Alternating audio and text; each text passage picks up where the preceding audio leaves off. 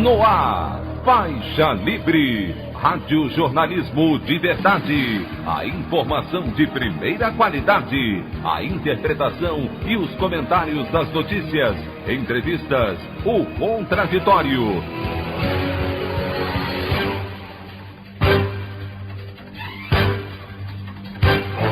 Tudo para aproximar você cada vez mais da realidade do Brasil e do mundo. Apresentação: Anderson Gomes. PDT entra com pedido de interdição de Jair Bolsonaro junto à Procuradoria-Geral da República por ações do presidente durante a pandemia. Ministro do Supremo Luiz Edson Fachin anula condenações de Lula na Operação Lava Jato por declarar Justiça Federal de Curitiba incompetente para julgar os casos e ex-presidente retoma direitos políticos. Parece notícia repetida, mas não é. Petrobras anuncia o 6º aumento dos combustíveis no ano e gasolina já tem alta acumulada de 54,3% em 2021. Essas e outras notícias na edição desta terça-feira, 9 de março do ano de 2021, do programa Faixa Livre.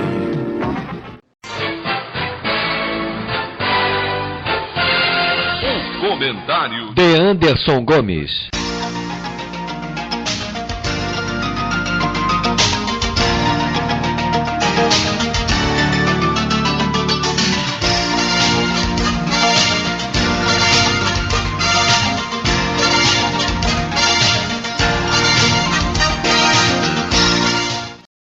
Bom dia, ouvintes. Essa decisão tomada pelo ministro do Supremo Tribunal Federal, Luiz Edson Fachin, que anulou as decisões da Operação Lava Jato do Paraná nos inquéritos que envolvem o ex-presidente Lula, o que, na prática, devolve, pelo menos momentaneamente, os direitos políticos ao petista, deve ser analisada com muita calma e critério. O magistrado alegou no seu parecer monocrático, que se baseou em entendimento prévio do plenário do STF e tem caráter processual, que a 13ª Vara Federal de Curitiba não tinha competência para julgar os casos do triplex do Guarujá, do sítio de Atibaia e do Instituto Lula, ou seja, que Sérgio Moro não seria o juiz natural a analisar esses processos. Os inquéritos serão agora analisados pela Justiça de Brasília. Tudo ainda é muito recente. Análises mais profundas para essa decisão do ministro ainda serão formuladas nos próximos dias, mas algumas coisas nós podemos citar aqui, além de questionamentos que ficam no ar. Primeiro, tudo isso parece uma tentativa de livrar a cara do Sérgio Moro de um vexame internacional de ser declarado suspeito para julgar os processos que tinham o ex-presidente como réu.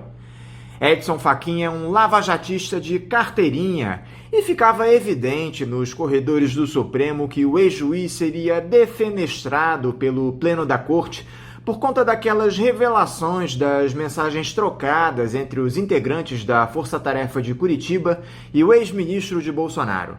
Muito melhor a incompetência que a suspeição. De quebra, Fachin preserva os demais processos da Lava Jato e pode retomar a relatoria dos casos, dividida com o ministro Ricardo Lewandowski, que autorizou o acesso da defesa de Lula aos diálogos vazados entre Moro e os procuradores no âmbito da Operação Spoofing. Agora, se já havia o entendimento de que a Justiça de Curitiba não era o foro correto para a análise desses processos, por que se demorou tanto para que essa decisão fosse tomada? Lula foi condenado, ficou preso por mais de um ano, impossibilitado de disputar as eleições presidenciais de 2018, que culminaram na tragédia que é Jair Bolsonaro, e só agora os senhores magistrados percebem que houve erro de origem em todo esse processo? É muito evidente que a democracia tem de ser retomada no nosso país.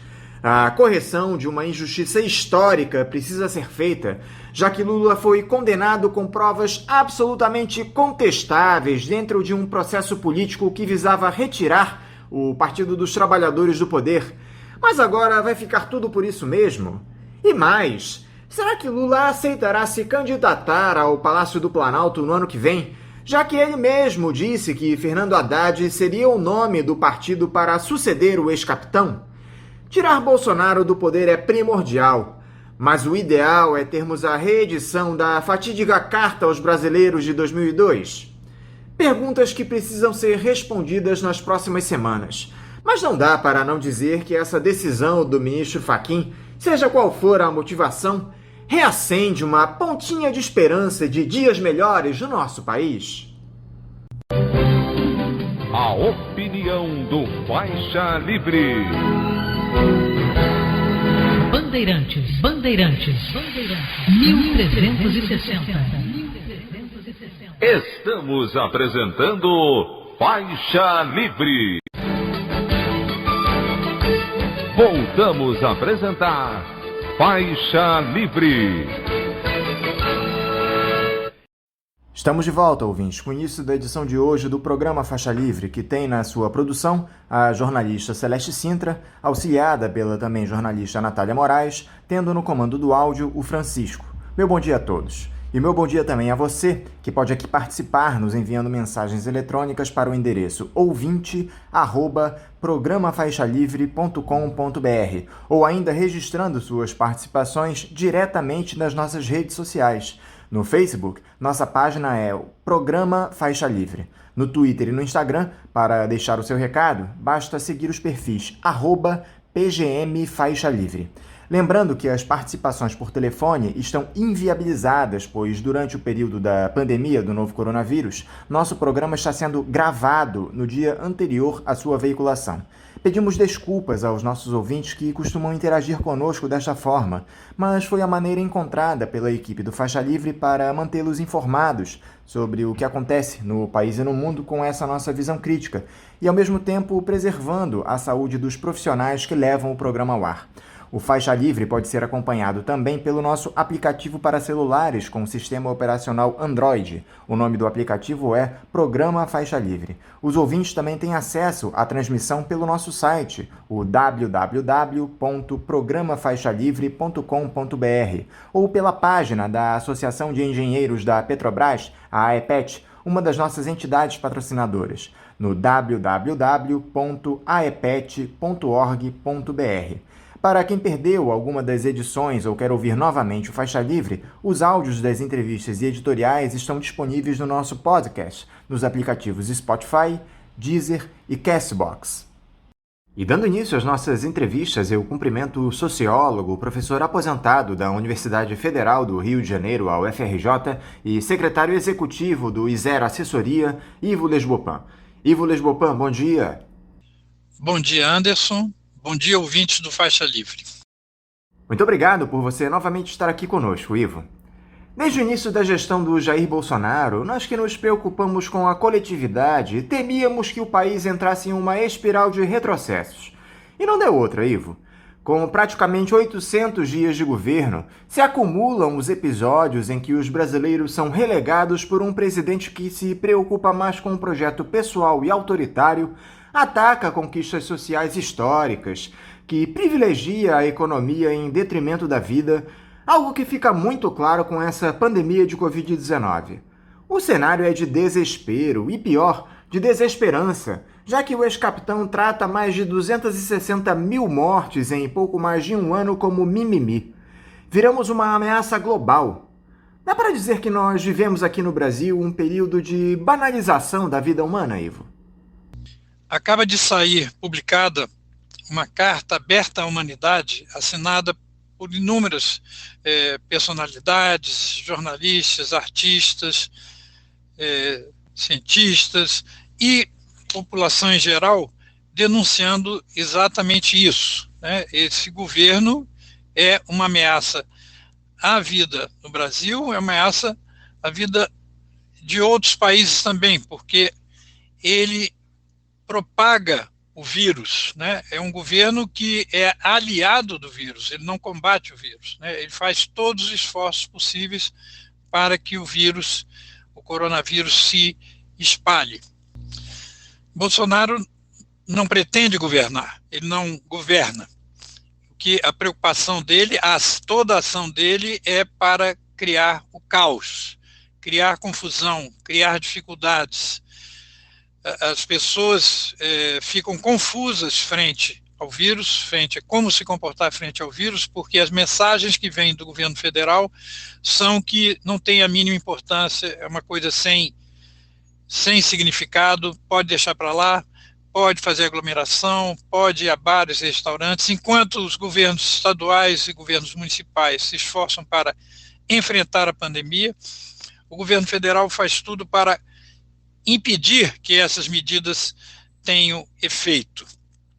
Ou seja, é um governo que não quer governar. Vocês não veem nos discursos do Bolsonaro nenhuma proposta de política pública que deva ser desenvolvida, inclusive não política econômica, não há propostas que melhorem a vida da população.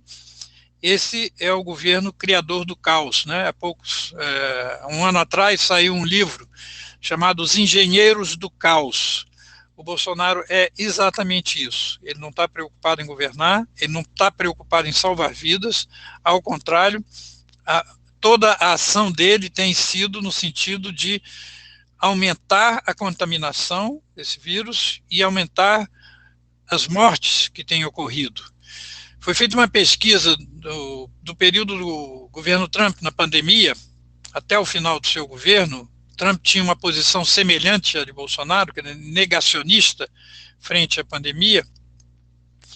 Calcula-se que 40% das mortes que ocorreram nos Estados Unidos poderiam ter sido evitadas se houvesse um enfrentamento verdadeiro da pandemia. Se tivesse buscado logo a vacina, se tivesse feito isolamento social, distanciamento, uso de máscaras e assim por diante. O que o Bolsonaro está fazendo aqui, nós não temos o cálculo exato, mas nós sabemos perfeitamente que boa parte das pessoas contaminadas não teriam sido contaminadas e boa parte das pessoas que morreram não teriam morrido se ele tivesse tido outro comportamento. Este é um governo que busca a destruição do país, né? Ele próprio disse publicamente, explicitou isso quando ele fez a viagem aos Estados Unidos em março de 2019. Ele disse claramente: eu não pretendo construir alguma coisa. Antes de construir, tem que desconstruir muita coisa. Ele deixou clara a mensagem de destruição. E os ministros que ocupam as pastas, os vários ministérios no seu governo, não são ministros para desenvolver as políticas desse ministério, mas para destruir as políticas existentes. É só ver o Ministério do Meio Ambiente, que luta para desmontar as políticas existentes, a própria política de saúde, que vem sendo desmontada. Todos dizem que nós temos um dos melhores programas de imunização do mundo, capaz de vacinar 80 milhões de pessoas em 3 meses. Tudo isso está lá no Ministério da Saúde, mas não está sendo ativado pelo ministro da Saúde, que é um general, que não entende de saúde e que não tem interesse que esse programa de imunização dê certo. Eles só foram atrás de vacinas depois de muita pressão da sociedade para que isso ocorresse. Então, é um governo de destruição das várias políticas existentes. E nós temos de parar esse processo, interromper a atuação destruidora desse governo. E você enxerga algum tipo de reação daqueles que podem se opor a essa tragédia que está colocada, Ivo? O Legislativo e o Judiciário são cúmplices desse cenário digno de filme de terror? Existe reação por parte da sociedade civil. Existem muitas iniciativas. Primeiro, as iniciativas de solidariedade para com as pessoas em vulnerabilidade, com as pessoas das periferias, das margens da sociedade. Existe apoio de grupos de classe média aos setores populares, numa busca de atender às necessidades básicas, o que o governo federal não tem feito. Ele deixou terminar o auxílio emergencial em 31 de dezembro e só sairá algum auxílio emergencial a depender do Congresso nas próximas semanas, porque não é do governo federal que vem essa iniciativa. Deixou 2 meses até agora as pessoas sem o auxílio, deixando muita gente passar fome. Então, tem reação, mas dentro do legislativo é uma minoria que defende a população, que defende a maioria da sociedade. Tem reação do judiciário, especialmente do Supremo Tribunal Federal, contra isso que está ocorrendo, exigindo que o governo federal tome providências em relação à pandemia, mas essas reações são fracas em relação ao que vem ocorrendo. Quer dizer, essa Carta Aberta à Humanidade, que é uma iniciativa da sociedade civil, já tem mais de 70 mil assinaturas, é uma iniciativa por parte da sociedade que não está vendo suficiente ação por parte das instâncias superiores do judiciário. Agora mesmo, uma dessas instâncias, Superior Tribunal de Justiça, há pouco tempo, suspendeu o processo contra Flávio Bolsonaro, que acaba, como vocês disseram, acaba de comprar uma mansão de 6 milhões de reais, quase um escárnio em direção à sociedade. Há, por parte das oposições, uma preocupação centralizada ou focada nas eleições de 2022. Certamente as eleições são importantes, mas algo tem que ser feito antes disso. É preciso barrar o risco que está ocorrendo, o processo que está ocorrendo de pôr em risco a democracia, que é o que o governo Bolsonaro vem fazendo. E isso tem que unir todos aqueles que defendem a democracia, da esquerda à direita, aqueles que defendem a democracia, que são contra a ditadura, que são contra as torturas, têm que se unir para dar um basta nisso. As instâncias superiores, isso está explícito na Carta Aberta à Humanidade, há um pedido para as instâncias superiores, STF, OAB, CNBB, para tomarem posição e exigirem medidas por parte do governo federal. É preciso que ele seja interrompido, é preciso que ele seja impedido. Impeachment é a palavra de ordem. Já há mais de 30 crimes de responsabilidade levantados em relação a Bolsonaro e nada foi feito até agora. Você pode dizer, bom, mas esses presidentes da Câmara e do Senado foram eleitos como aliados do Bolsonaro. Só que é preciso entender que o Congresso, que os parlamentares são sensíveis à pressão da sociedade. Se houver uma pressão forte e das instâncias superiores do judiciário, eles podem mudar de posição. Então é preciso aumentar essa pressão. Nós nos tornamos não apenas uma ameaça à vida. O governo federal se tornou não apenas uma ameaça à vida dos brasileiros, que ele está contribuindo para a morte de muita gente, mas está se tornando uma ameaça mais ampla, que vai atingir outros países. Aliás, os outros países, as autoridades de saúde desses outros países vêm preocupadas com o que está ocorrendo no Brasil, com o risco de transmitir ou de gerar novas variantes do vírus aqui. Nós temos um laboratório de criação de vírus. É isso que Bolsonaro está fazendo. Ainda que a maior parcela de culpa por tudo o que temos passado nessa pandemia, Ivo, seja exclusivamente do senhor presidente da República, há uma parte considerável da população, especialmente aquela identificada com o bolsonarismo, que sabota as medidas de proteção contra o novo coronavírus e sai às ruas indiscriminadamente. É muito evidente que há uma boa parcela dos brasileiros que precisa se deslocar para trabalhar e garantir a sua subsistência, já que o auxílio emergencial ainda não foi retomado e o que virá terá um valor ínfimo, incapaz de garantir dignidade às pessoas.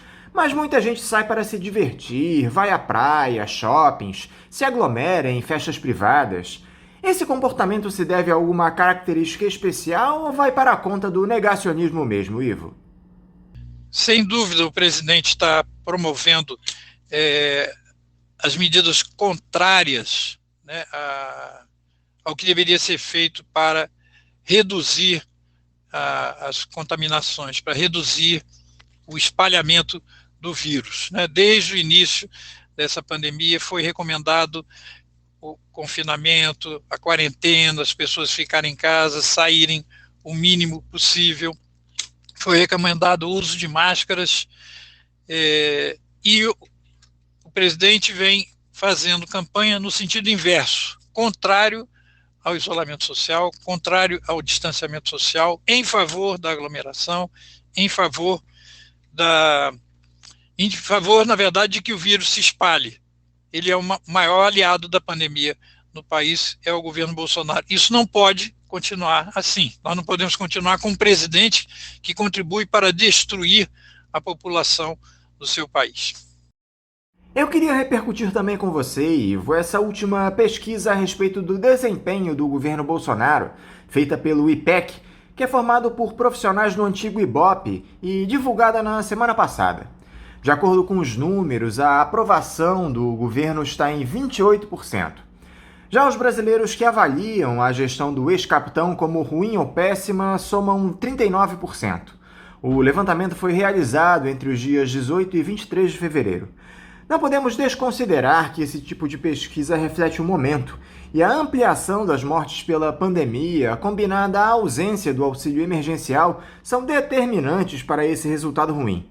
Mas isso mostra que os brasileiros não estão alheios ao que tem acontecido no país, Ivo. Isso pode trazer prejuízos para o projeto de reeleição do Bolsonaro ou não deve ser considerado pelo fato de que ainda falta pouco mais de 1 ano e meio para o pleito? Sem dúvida, a suspensão do auxílio emergencial no final do ano passado, 31 de dezembro de 2020, e a suspensão das ajudas às empresas, a suspensão do estado de calamidade, que permitia gastar mais para a saúde, para a sustentação da vida das pessoas frente à pandemia, tudo isso contribui, né, para a queda da popularidade do Bolsonaro. E também a maneira como ele lida com a pandemia, como ele tem se comportado frente à pandemia, dizendo que as pessoas têm que parar de chorar e assim por diante, como uma pessoa absolutamente insensível à dor dos outros, à dor dos cidadãos do país que ele preside, isso contribui para a queda da sua popularidade. Mas é preciso lembrar que ele pode sempre dar o auxílio emergencial novamente, pode mudar a maneira como lida com a pandemia, ele pode tomar providências para aumentar novamente a sua popularidade. O que é grave, que eu gostaria de chamar a atenção, é que não é o responsável principal é Bolsonaro, é o seu governo, são seus ministros, a maneira como ele leva à frente o governo desse país, mas ele só leva à frente o governo desse país porque tem apoio dos grandes grupos econômicos. Ou seja, ele só se mantém presidente, apesar de ter mais de 30 crimes de responsabilidade atribuídos a ele, quando a Dilma foi impedida por apenas um crime de responsabilidade, que depois se provou que não era crime de responsabilidade, por isso que nós dizemos que foi um golpe na ocasião. Ele tem mais de 30 crimes de responsabilidade e nada acontece, o legislativo não toma posição, porque os grandes grupos econômicos têm interesse em passar a sua agenda econômica, que era a reforma da Previdência, que era a reforma trabalhista, agora há pouco passaram a autonomia do Banco Central, eles querem mais. Inclusive essa PEC emergencial, a PEC que inclui o auxílio emergencial de R$250 por mês durante apenas 4 meses, ele é um auxílio bem fraquinho comparado ao que foi dado no ano passado. Essa PEC inclui mais medidas de cortes de gastos públicos, além das que nós já temos, né, como o teto dos gastos e assim por diante. Ou seja, eles estão aproveitando para conceder o auxílio emergencial, incluindo na proposta de emenda constitucional, cortes de gastos públicos que reduzirão ainda mais o papel do Estado na promoção da vida e dos direitos das pessoas. Isso atende aos interesses dos grandes grupos econômicos, por isso que não combatem isso, e não exigem que o auxílio emergencial seja de R$600, como deveria ser, se o governo quisesse mesmo ajudar a população. Então, tem a queda da popularidade, mas a manutenção deste governo com sua prática criminosa, a sua necropolítica, porque sua política visa aumentar a morte das pessoas e não a vida, olha o que eles têm feito, o que o governo tem feito em relação aos povos indígenas, facilitando a entrada da mineração nessas terras, facilitando a entrada do próprio vírus. Isso é extremamente grave e é uma atitude criminosa por parte do governo. No entanto, os grandes grupos econômicos não se manifestam e continuam apoiando. Esse é um elemento, quando nós falarmos do crime que Bolsonaro está cometendo, nós temos de falar cometendo com a cumplicidade desses grandes grupos econômicos. E isso explica também por que as instituições democráticas têm sido tão lentas na reação ao que ele tem feito de tão grave. Você acha, Ivo, que o Jair Bolsonaro pode ter negligenciado a pandemia agora de maneira proposital para, em 2022, ano de eleição, imunizar a maior parte da população brasileira e utilizar isso como argumento para ser reeleito? Pode haver esse nível de perversidade do político usar a pandemia eleitoralmente? No ano passado, em julho e agosto, o governo teve a oferta da Pfizer de 70 milhões de doses de vacina. Recusou. Não se interessou.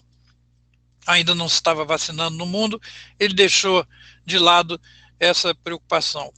Só foi se preocupar com a vacina no finalzinho do ano passado, porque havia um governador, João Dória, de São Paulo, que disse que ia conseguir vacina em janeiro para todos, enquanto que o governo federal dizia que só ia vacinar a partir de março. Esse risco de um candidato rival para as eleições de 2022 foi o que fez o governo federal se mover para buscar vacinas. E buscar uma quantidade ínfima de vacinas, porque só se abriram para 2 tipos de vacina, enquanto tem mais de 10 sendo oferecidas no mundo. A lentidão com a qual esse governo se mexe para imunizar a população é impressionante. É perfeitamente possível que essa hipótese que você levanta, de que esteja deixando a imunização mais perto da eleição, tenha a ver com seus interesses eleitorais. Nós não podemos deixar de lado nenhum tipo de perversidade por parte deste governo, porque tem feito muitas, publicamente, difundido por todos os meios de comunicação. Um governo que se disse originalmente foi eleito para combater a corrupção, porque supostamente o PT era o maior corrupto da história, e no entanto a corrupção corre solta nesse governo, haja visto que tem o apoio de setores do judiciário para suspender o processo contra o filho 01, Flávio Bolsonaro, contribuição à cumplicidade de setores do judiciário para a manutenção deste governo e para seu filho não ser processado. Enquanto os brasileiros morrem sem conseguir leitos de UTI, Ivo, os familiares do presidente seguem se aproveitando do pouco caso que a justiça faz para os malfeitos desse pessoal. O senador Flávio Bolsonaro, o 01, adquiriu no início do ano uma mansão em área nobre de Brasília ao custo de quase 6 milhões de reais, absolutamente incompatível com o salário que recebe, pagando juros baixíssimos, algo em torno de 4,5%, muito aquém do praticado pelo mercado, com financiamento adquirido junto ao Banco de Brasília, que tem como acionista majoritário o governo local, comandado pelo bolsonarista Ibanez Rocha. Enquanto isso, aqui no Rio, o Ministério Público acabou com o órgão que investiga o escândalo das rachadinhas, onde os ex-assessores do então deputado estadual Flávio Bolsonaro são acusados de desviar, por coincidência, cerca de 6 milhões de reais para favorecer o filho do presidente. Ou seja, a barbárie se amplia e a família do ex-capitão segue blindada em todas as esferas, Ivo. É isso mesmo. Um aumento do número de contaminações, aumento do número de mortes, dificuldade de estabelecer protocolos para a população, dificuldade de estabelecer maior isolamento social por parte dos governos estaduais e municipais, porque o governo federal trabalha no sentido inverso. Então, eu diria que uma parte da dificuldade das pessoas de pararem de fazer aglomeração e assim por diante, é porque existem discursos conflitantes sobre a maneira de enfrentar a pandemia. E das autoridades mais altas vem esse exemplo terrível que é de não usar máscara, não se isolar, aglomerar, permitir que haja maior contaminação. Então, aumenta o número de mortes, a saúde tende ao colapso, porque não dá conta do número de contaminados que chegam para serem atendidos, e, ao mesmo tempo, você vê que a família Bolsonaro é protegida, como eu falei há pouco. Quer dizer, setores da justiça contribuem para garantir, né, que ele não seja processado. Investigação suspensa, há uma blindagem da família Bolsonaro. Então, não se pode mais falar que é um governo que governa para combater a corrupção, até porque o principal aliado do governo no Congresso é o Centrão, que, como se sabe, se vende para qualquer um. Quem pagar mais, ganha. Ivo, ainda que o Bolsonaro ameace, alguns governadores têm promovido medidas de fechamento de diversas atividades nos estados para evitar a circulação de pessoas nas ruas e reduzir o risco de infecções, deixando apenas os serviços essenciais em funcionamento. A grande questão é que, na maioria das unidades da federação, os templos religiosos estão na lista de atividades essenciais e seguem em funcionamento. O problema é que nesses espaços, Ivo, as aglomerações são quase que inevitáveis, ainda mais por conta do grau elevado de negacionismo de determinados líderes, especialmente os neopentecostais. Você concorda com a manutenção desses espaços abertos no ápice da pandemia, Ivo? As pessoas não podem exercer a sua fé protegidas em suas casas?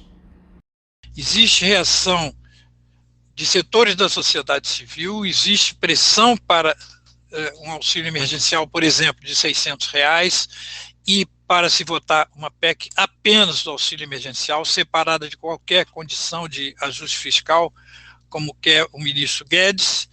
Existe pressão de setores da sociedade para o atendimento às necessidades de saúde, para a contenção da contaminação e, portanto, contenção do número de mortes, para que não haja colapso do sistema de saúde.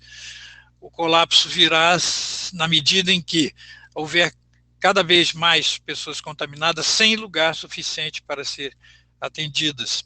Então, os governadores, e tem havido uma reação importante de autoridades estaduais e autoridades municipais.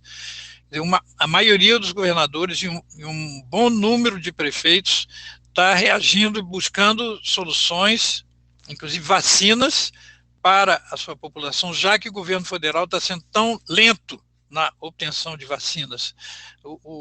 As vacinas que eles compraram dessas novas empresas produtoras de vacina, a maioria dessas vacinas chegarão no segundo semestre até o final do ano. Ou seja, se queremos vacinar agora, vai depender desse esforço de governos estaduais e municipais. E, claro, de pressão sobre o governo federal para conseguir outras vacinas já.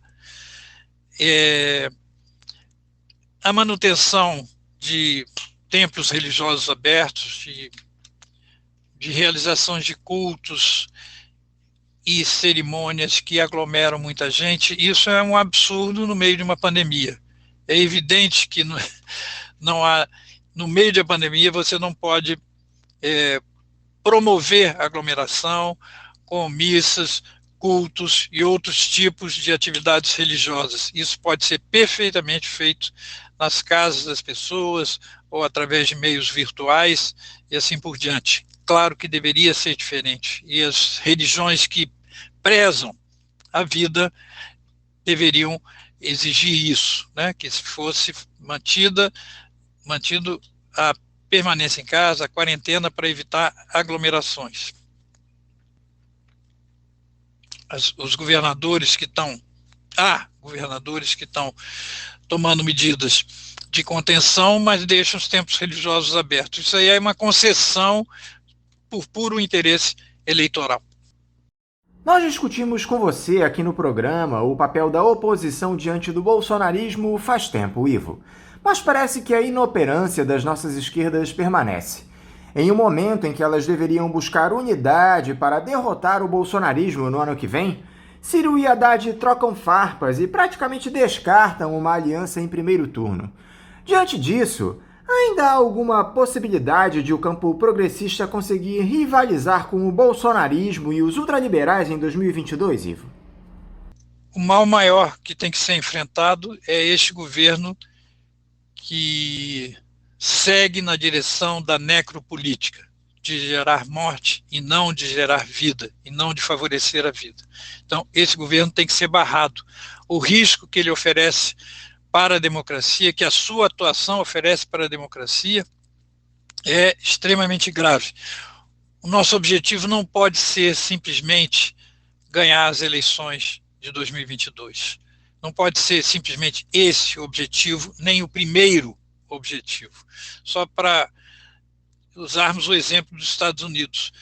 O Trump se candidatou, não ganhou as eleições e foi prejudicando, atacando a democracia até o fim, até ter de ceder e sair. Ou seja, para ele, esse tipo de governante não tem interesse na democracia, não respeita as regras democráticas. Então, é preciso pensar que Bolsonaro pode, de fato, ser derrotado nas eleições, mas como se comportará frente a isso, né? Então, nós temos de barrar a ameaça à democracia antes, temos de barrar a ameaça à democracia desde já. Isso exige de nós uma busca da unidade. Em primeiro lugar, a unidade das forças progressistas. Ninguém pode estar querendo que seja o seu candidato do seu partido aquele que vai estar lá em outubro de 2022. A questão não é essa, a questão é como nós podemos defender. Existe um mal maior que precisa ser enfrentado desde já, que é defender a democracia e impedir esse governo. Nós temos de barrar essa escalada agora, enquanto há tempo. Para defender a democracia, temos de fazer uma união mais ampla. Todos aqueles que querem respeito aos direitos, às instituições democráticas, devem se unir num protesto e numa denúncia. E eu me lembro da experiência da realização das diretas já, né, que uniu as várias forças em favor da democracia contra a ditadura. O que está ocorrendo por parte desse governo é perigoso e nós não devemos deixar correr. Então, buscar a união das forças progressistas, me inspiro aqui na proposta que a cantora, né, Tereza Cristina, fez no final da Roda Viva, em que ela respondia as questões. No final ela disse, por favor, e citou lideranças de esquerda e centro-esquerda, se unam porque nós temos de barrar esse monstro. Deem um jeito. Passem por cima das suas vaidades, das suas limitações, preocupações mesquinhas para uma preocupação mais ampla de lutar em defesa da democracia. É possível fazer isso. Isso tem que ser feito já. Tem que ser feito agora. Este semestre, março, daqui para frente, articular a unidade das forças progressistas, articular uma defesa da democracia e impedir que esses riscos aumentem e que nós terminamos sem democracia e, portanto, sem eleições. Então, nós temos de nos juntar desde já nessa frente comum. Tem três, pelo menos, pautas importantes, três elementos que devem fazer parte da nossa pauta. Vacina para todos já, auxílio emergencial de R$600, também já, fora Bolsonaro, impeachment de Bolsonaro. Ivo Lesbopan, muito obrigado por você estar aqui dialogando conosco mais uma vez no Faixa Livre. Eu quero te desejar um ótimo dia de trabalho e deixar aqui o meu abraço. Obrigado, Anderson. Obrigado, ouvintes do Faixa Livre. Conversamos aqui com o sociólogo, professor aposentado da Universidade Federal do Rio de Janeiro, a UFRJ, e secretário executivo do ISER Assessoria, Ivo Lesbopan. Vamos agora ao nosso primeiro intervalo. Voltaremos daqui a pouco. Voltamos a apresentar Faixa Livre. Já voltamos, ouvintes, e agora eu saúdo o advogado criminalista e professor de Direito da Universidade Federal Fluminense, a UF, João Pedro Pádua. João Pedro, bom dia. Bom dia, Anderson. É um prazer falar com você, com os seus ouvintes e as suas ouvintes. Muito obrigado, João, por você conversar conosco aqui no Faixa Livre. João, na última semana foi confirmada uma informação que já vinha sendo especulada há algum tempo no Ministério Público do Rio de Janeiro, que é o encerramento das atividades do Grupo de Atuação Especializada e Combate à Corrupção, o GAEC. Esse núcleo investigou, entre outros casos, a suspeita de rachadinhas do então deputado estadual Flávio Bolsonaro na Assembleia Legislativa aqui do Rio. A resolução foi assinada pelo Procurador-Geral de Justiça do Estado, Luciano Matos. Essa reorganização dos grupos de atuação do MP, na prática, tira a autonomia dos membros do GAEC, já que eles terão de se submeter à coordenação do GAECO, que é o Grupo de Atuação Especializada e Combate ao Crime Organizado. Antes de nós nos aprofundarmos nos motivos que levaram a essa decisão do Procurador-Geral, João, você achou correto esse fim das atividades do GAEC? Qual era a importância desse núcleo dentro da estrutura do Ministério Público?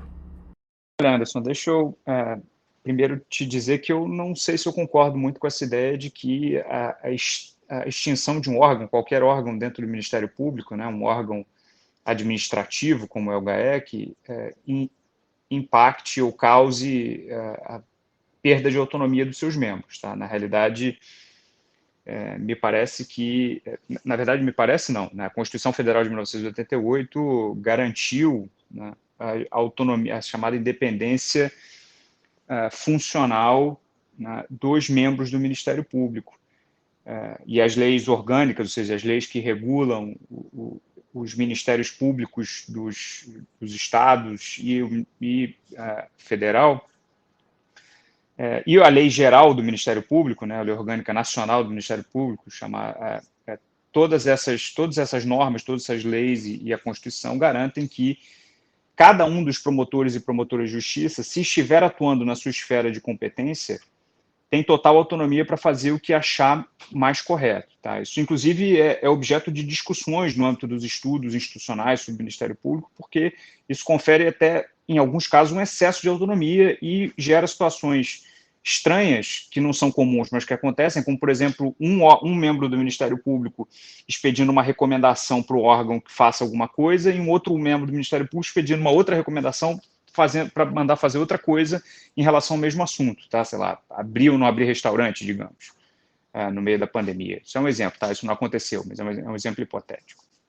Então, não acho que isso acabe com a autonomia para investigar e atuar em corrupção, não. Qualquer promotor de justiça ou promotora de justiça, que são os membros do Ministério Público, se estiverem atuando na sua esfera de competência, ou seja, dentro das atribuições do seu cargo dentro do Ministério Público, tem total autonomia para atuar como acharem mais correto, independentemente de estarem ou não vinculados a um órgão ou outro.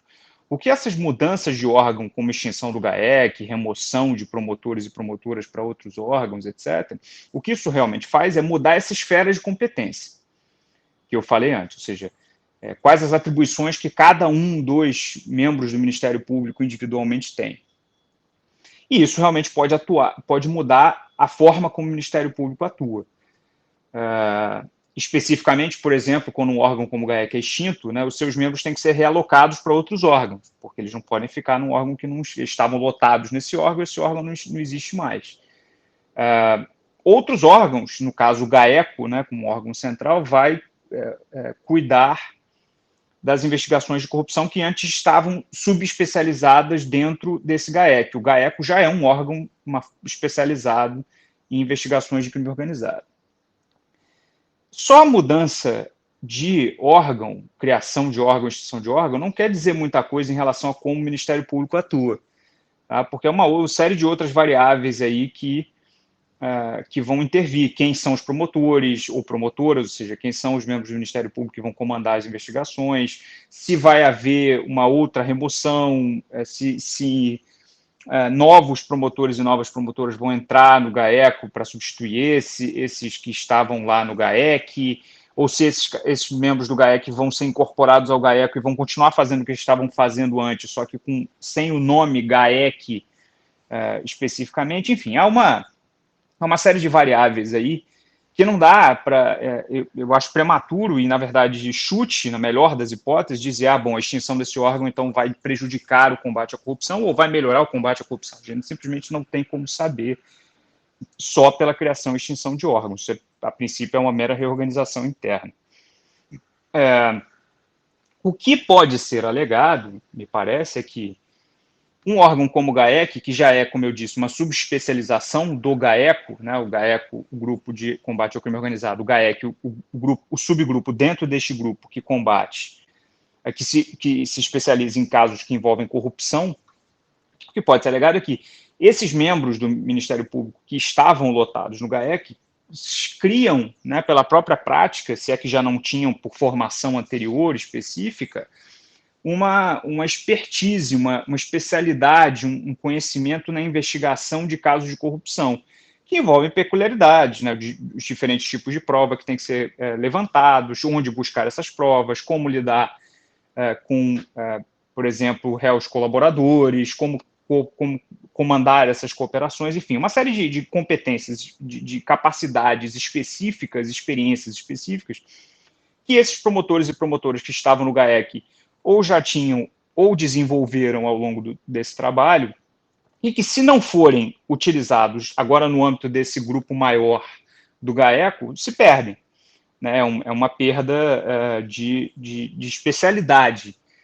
Mas isso também, repito, isso é uma conjetura, porque, de novo, se o pessoal, né, os membros que estavam no GAEC vão para o GAEC e fazem a mesma coisa, o que é possível, a gente, mesmo essa dificuldade não vai ocorrer. Tá? Então, em resumo, não dá para saber especificamente quais são as consequências que o GAEC e a sua extinção vão ter para o combate à corrupção. Isso é algo a ver. Eu até entendo a importância simbólica da extinção de um órgão, ainda mais tendo em vista a progressão dos eventos, né? Quer dizer, logo que eles atingiram, digamos, um senador específico, Flávio Bolsonaro, o órgão é extinto, mas generalizar para como o Ministério Público do Estado do Rio de Janeiro vai atuar em geral, eu acho prematuro. Como eu já citei, João, um dos casos de maior repercussão investigado pelo GAEC era o do escândalo das rachadinhas no gabinete do Flávio Bolsonaro na Alerj, que levou às manchetes também aquele seu ex-assessor, o tal do Fabrício Queiroz. Uma apuração divulgada pela TV Globo apontou que os promotores que conhecem esse caso e recolheram milhares de provas a respeito dele ficaram de fora da sequência de apurações. Você acha que pode ter havido alguma pressão política da família Bolsonaro para a dissolução do GAEC e talvez uma mudança de rumos nessa investigação das rachadinhas, João, que traz indícios muito contundentes de que o filho do presidente foi beneficiado diretamente pelos desvios no seu gabinete? Olha, Anderson, está completamente fora da minha área de conhecimento, e acho que é de qualquer um, dizer sobre se houve ou não pressão política. Na verdade, você como jornalista, né, e a própria TV Globo, enfim, o que você citou como fonte, outros jornalistas, tem até muito mais acesso a esse tipo de informação do que eu, que sou, né, que tenho uma formação jurídica. Né? Eu não sei se houve pressão política ou não. Eu remeto aos seus ouvintes a minha resposta à pergunta anterior, especificamente na questão sobre o fato de que a extinção de um órgão ou a mudança administrativa geral do Ministério Público por si só não quer dizer muita coisa em relação a como o Ministério Público como instituição vai atuar. Eu também devo pontuar que o Ministério Público é uma instituição independente, como eu disse, pela própria Constituição Federal e outras leis, enfim, a princípio, né, o Procurador-Geral de Justiça, o Conselho Superior do Ministério Público e os órgãos diretores que cuidam da parte administrativa do Ministério Público não prestam contas a ninguém sobre as suas decisões. Em outras palavras, eles não né, o presidente da República, o governador do Estado, qualquer outra autoridade pública eleita não tem qualquer ingerência sobre como o Ministério Público decide as suas questões administrativas internas, exceto a ingerência indireta de nomear o chefe da instituição, o Procurador-Geral de Justiça, nesse caso, o governador do Estado é quem faz isso, a cada período. Eu confesso que eu não lembro exatamente, acho que são 2 anos ou 3 anos. Né? e o procurador, então o governador indica o procurador-geral de justiça. Então, a princípio, as vias de interferência no Ministério Público são curtas, né? Seriam vias muito mais do âmbito da persuasão, da troca política, da troca de favores, seria, né? Não há muito mais o que um governador possa oferecer, um governador, um presidente, ou enfim, uma autoridade eleita. Isso não quer dizer que não possa haver esse tipo de interferência, tá? Famosamente, no estado do Rio de Janeiro, o então governador Sérgio Cabral parece ter tido um acordo com o então procurador-geral de Justiça, Cláudio Lopes, pelo qual este procurador-geral de Justiça, na sua esfera de atuação, procurava blindar o então governador Sérgio Cabral de investigações e outras, enfim, e chateações de modo geral do Ministério Público, especialmente na parte criminal. Em troca, o governador Sérgio Cabral atuaria para emplacar o nome deste procurador de justiça como ministro do STJ, embora a nomeação fosse da presidente da República, na época, que era a presidente Dilma Rousseff. Mas, enfim, então isso é só para ilustrar como há possibilidade de uma interferência no órgão, mas isso também ilustra que essa interferência é de maneira indireta, com a base de acordos e trocas de favores, e não uma interferência direta do tipo, se você não fizer isso, eu vou te tirar daí, tá? Ou vou te retaliar de uma outra maneira específica. Tá? Mas eu não sei se isso aconteceu nesse caso. Como eu disse na outra pergunta, eu entendo que isso possa parecer assim, mas eu nesse ponto, sou como qualquer cidadão. Me parece que a progressão dos eventos é suspeita, mas eu não tenho como afirmar que isso tenha uma relação causal, né? A investigação do senador Flávio Bolsonaro levando a extinção de um órgão e remoção dos seus membros. Até porque, e aqui eu devo também fazer justiça até a própria instituição do Ministério Público, as regras para alocação de membros em órgãos obedecem a parâmetros próprios previstos em leis e normativas internas do próprio Ministério Público, né? Uma regra comum é a regra da antiguidade, quer dizer, então, se um órgão é extinto, seus membros vão ser realocados em outros órgãos que estão vagos, tá? E a regra para preenchimento desses órgãos é normalmente antiguidade, ou seja, quem é mais antigo na instituição escolhe, né, primeiro qual dentre os órgãos vagos essa pessoa vai preencher. E aqui, quer dizer, a extinção do órgão, né, faz com que os membros que estavam nesse órgão tenham, então, que preencher cargos vagos. E provavelmente por causa disso, inclusive, que eles não vão continuar na investigação, porque a investigação ficou no GAECO e saiu do GAEC, né? A não ser que haja cargos vagos no GAECO e esses membros que estavam no GAEC vão para o GAECO e possam continuar nessa investigação, realmente outros membros do GAECO vão continuar a investigação, que não quer dizer que eles não vão fazer uma boa investigação daqui por diante. Tá? Isso tudo, quer dizer, de novo, os resultados dessa movimentação organizacional dentro do Ministério Público vão ser vistos no futuro e o máximo que a gente pode fazer a essa altura é chutar e especular. E, repito, esse chute, essa especulação, eu só poderia fazer tão fora da minha área de conhecimento. Eu procurei aqui explicar como é que funciona, até onde eu sei, os órgãos e as normas relacionadas aos órgãos do Ministério Público do Estado. Qual é o grau de independência do Ministério Público do Rio de Janeiro a essas pressões políticas, João? Os procuradores agem desconsiderando a capa do projeto, como costuma se dizer no jargão do direito? Eles estão sujeitos a esse tipo de influência? Diz aqui pra gente, por favor. Anderson, em tese, a independência deles é total. Como eu disse na pergunta, na resposta à primeira pergunta, o Ministério Público, ou qualquer órgão do Ministério Público, e cada membro do Ministério Público é um órgão do ponto de vista legal, então cada promotor ou promotora de justiça dos Ministérios Públicos dos Estados e cada procurador ou procuradora da República no Ministério Público Federal são órgãos dessa instituição, dessas instituições, tá? E a gente chama isso, a gente diz que legalmente eles são órgãos porque exatamente eles têm independência funcional e autonomia funcional nas suas atividades, né? Então vamos supor que eu sou um promotor de justiça do Estado do Rio de Janeiro, lotado na 10ª Vara Criminal, que não existe, tá? Por isso eu dei essa hipótese, tá? 10ª Vara Criminal da Capital. Sou promotor de justiça da 10ª Vara Criminal da Capital. Chega para mim, por acaso, sei lá, um vereador é preso em flagrante, tá? Na verdade, o vereador tem foro especial prerrogativo de função, tem foro privilegiado, então não é um bom exemplo. Mas, sei lá, um grande empresário é preso em flagrante, tá certo? Um grande empresário ligado a políticos e é preso em flagrante, digamos, num acidente de trânsito, e a prisão em flagrante dele, o processo cai para mim, né? Até é concebível imaginar que, na prática, né, o empresário, né, e a sua família vão acionar as suas conexões, que vão tentar acionar as suas próprias conexões e vão tentar chegar até mim, dizendo, no mínimo, tentando botar uma boa palavra em favor do nosso réu hipotético, tá? Vamos dizer, doutor João Pedro, essa pessoa é uma pessoa bem, ela cometeu um erro, mas, enfim, né, você é uma boa pessoa, vê o que você pode fazer e tal. Eu, como promotor de justiça, tenho total autonomia para fazer o que eu quiser no caso. Eu posso arquivar o caso, posso denunciar, enfim. Claro, total autonomia quero dizer, na verdade eu deveria dizer, usou o termo técnico, eu tenho total discricionariedade, no sentido de que eu sou limitado pelos parâmetros legais, eu posso fazer o que eu achar mais correto, tá? Diante da minha interpretação das normas, das leis aplicáveis ao caso, no caso das leis penais, e dos fatos que me forem trazidos, né? Das provas que eu achar que eu tenho.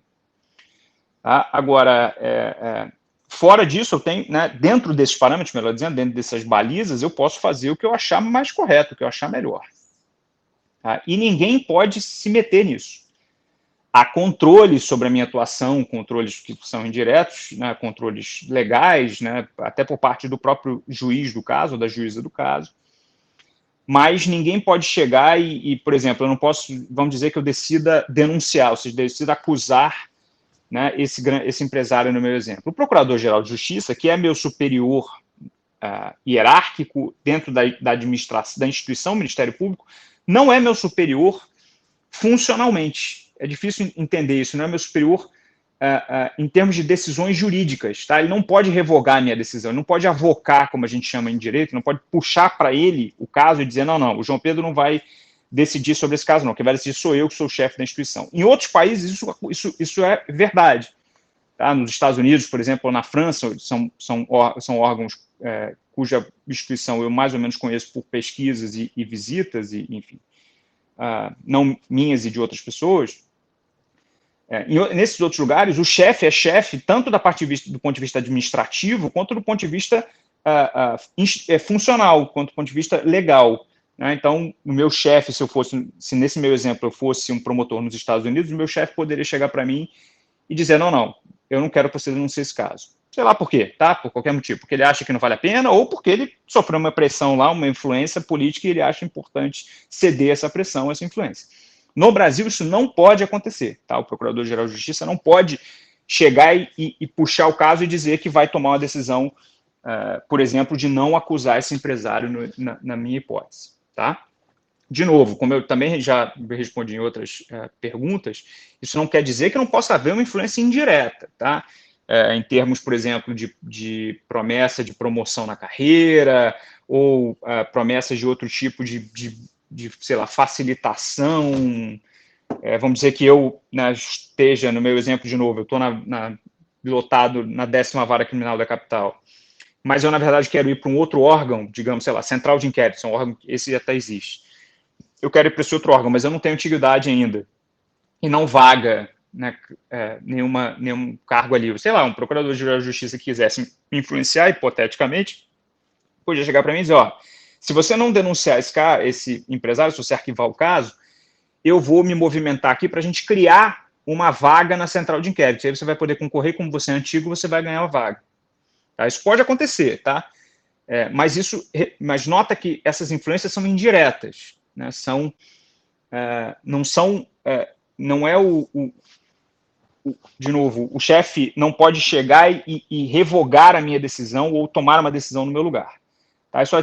Eu fiz questão de dar essa resposta longa com essa hipótese relativamente complexa, porque essa intuição é difícil da gente ter, fora do mundo jurídico, tá? Que, na verdade, cada membro do Ministério Público tem superiores hierárquicos, mas esses superiores hierárquicos são hierárquicos só dentro da administração do órgão. Não são superiores hierárquicos na tomada de decisões jurídicas em relação a casos concretos. Tá? Então, é importante que os seus ouvintes entendam isso, eu acho, que os seus ouvintes entendam isso, para não tirar conclusões apressadas. Tá? Claro que podem, de novo, eu repito que pode haver influências de forma indireta, mas não de forma direta.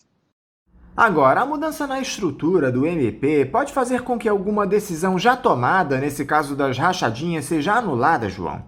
Por exemplo, tivemos a prisão no ano passado do Fabrício Queiroz, que foi revertida em domiciliar com uso de tornozeleira eletrônica. Há algum risco de invalidação de decisões como essa? Juridicamente não há esse risco, tá? Não há base jurídica qualquer para revogar ou modificar decisões tomadas em pedidos ou requerimentos de órgãos do Ministério Público que não atuam mais no caso, tá? Isso não tem qualquer fundamento.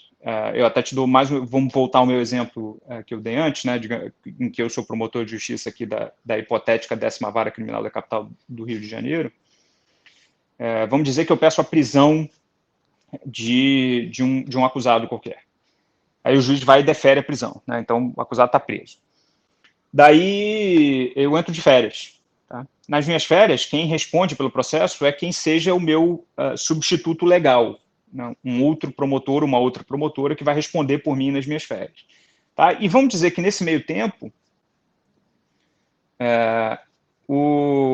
a defesa peça a revogação da prisão. O meu substituto e a minha substituta sequer é obrigada a concordar comigo. Ela pode, inclusive, dizer que realmente a prisão, na visão dela, a prisão não é necessária e que pode ser revogada. Tá? Ou pode concordar comigo. Isso é relevante. Se a decisão, e o juiz pode tomar a decisão que ele quiser. Então, digamos, nessa minha situação maluca aqui, eu pedi a prisão, o juiz deu, eu entrei de férias, uma promotora entrou no meu lugar, a defesa requeriu a revogação da prisão, a promotora concordou com ele, e o juiz discordou da promotora e da defesa e concordou comigo e manteve a prisão. Tá? Isso é perfeitamente legal. Não muda nada quem é o órgão do Ministério Público que passa a responder pelo caso de um momento específico em diante. Tá? Dali, é só que, a partir dali, eu, que não estou mais naquele órgão, não posso atuar. Né?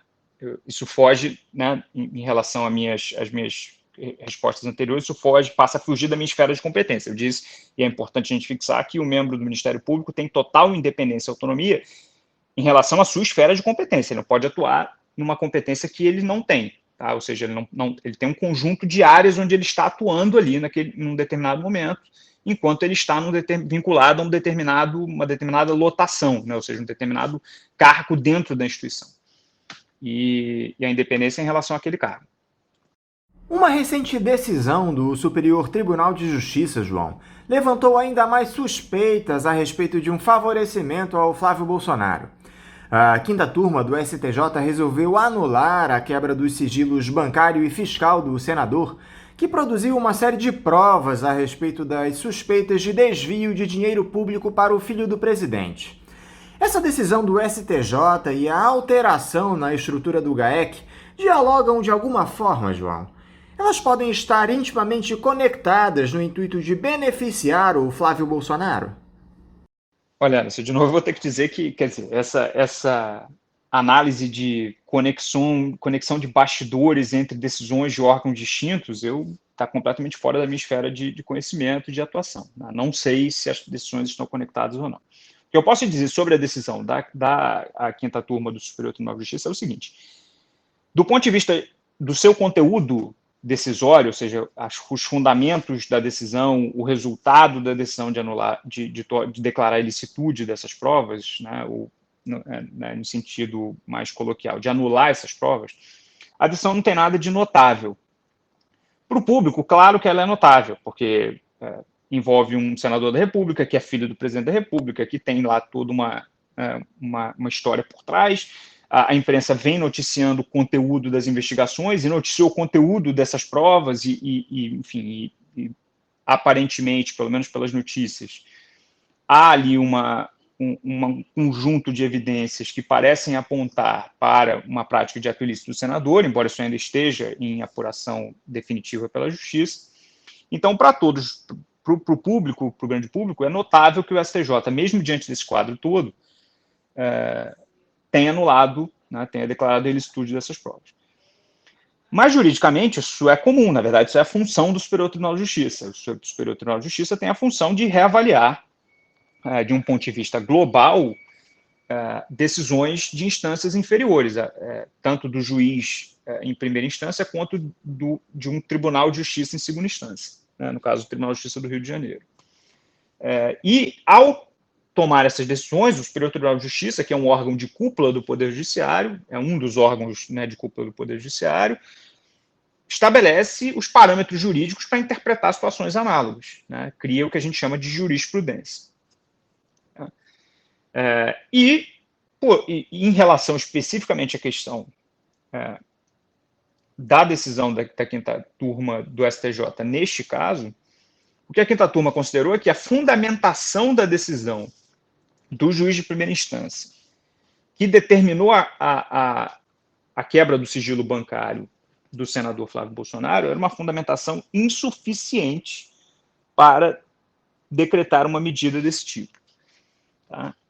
A Constituição Federal, num artigo que até no meio jurídico é famoso, o artigo 93, inciso, que é o nome jurídico que a gente está para item, né, item 9, determina que todas as decisões judiciais vão ser fundamentadas.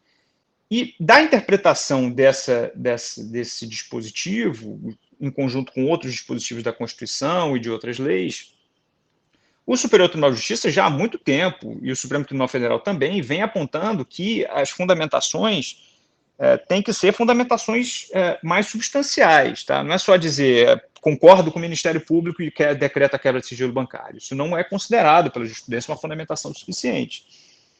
Isso se agravou ainda no final, vamos dizer, essas exigências de uma fundamentação um pouco mais substancial se agravaram no final do ano de 2019, quando a Lei 13.965, eu espero que eu não esteja errando o número da lei aqui de cabeça, mas é a lei que deriva do então pacote anticrime, que ficou famoso lá, proposto pelo ministro Sérgio Moro, mas essa lei foi modificada na Câmara e incluiu também uma série de outras exigências específicas para a fundamentação de decisões judiciais, uma das quais, importantemente, determina que as decisões judiciais que decretam medidas cautelares, e eu não vou explicar o que são medidas cautelares agora, mas o público pode confiar em mim que quebra de sigilo bancário é uma medida cautelar.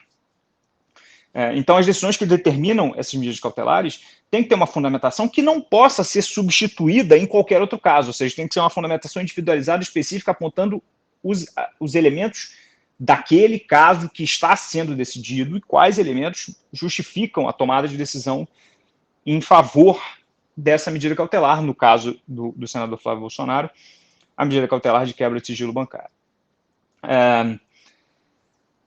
Então, o que eu quero que os seus ouvintes e as suas ouvintes entendam é que tem um conjunto relativamente grave e rigoroso de exigências para a decisão judicial que decreta quebra de sigilo bancário e outras medidas cautelares.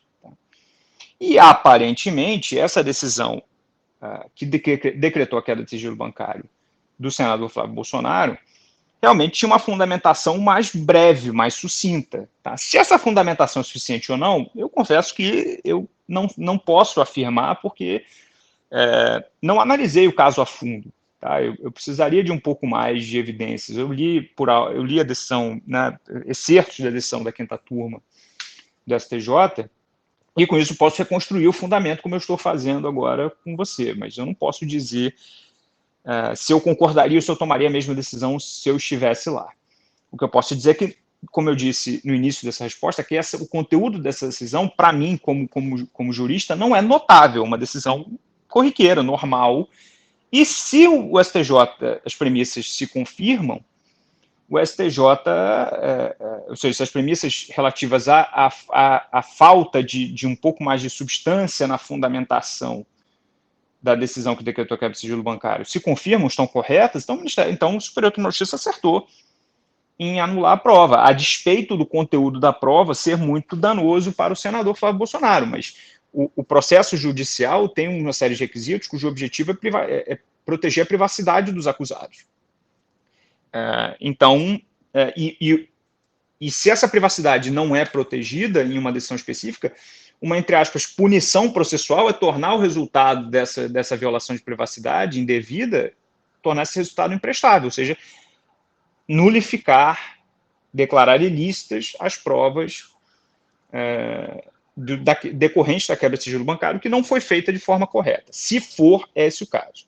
Tá? Eu repito que eu não sei se decidiria da mesma forma que o STJ, mas entendo a decisão. Foi uma decisão por maioria, na verdade foram 4 ministros do STJ, né, de 5 que decidiram que a fundamentação era insuficiente, e isso é comum acontecer. O que eu vou reconhecer, por outro lado, também, é que esse tipo de decisão que declara provas ilícitas não é tão comum quanto o público pensa. Tá?